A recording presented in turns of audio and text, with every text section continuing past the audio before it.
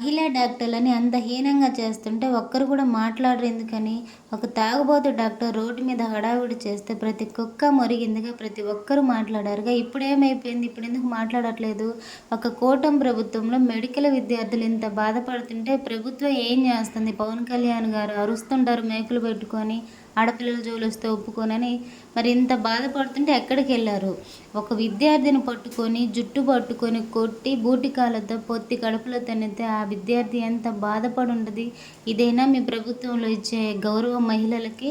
ఒక రౌడీని పట్టుకొని కొట్టినట్టు కొడుతున్నారు. ప్రజలకు సేవ చేసే వాళ్ళకి ఇదేనా మీరు ఇచ్చే మర్యాద? ఒక డాక్టర్ ఏడుస్తుంది మా బాధ పట్టించుకోమని.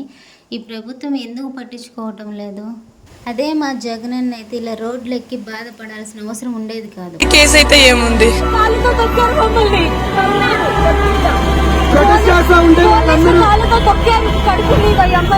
ఇదిగో నొప్పితో ఏడుస్తుంటే మేము హాస్పిటల్ తీసుకొని వెళ్ళామంటే మా దగ్గర ఉంది అనేసి మమ్మల్ని ఇక్కడికి తీసుకొని వెళ్తున్నారు.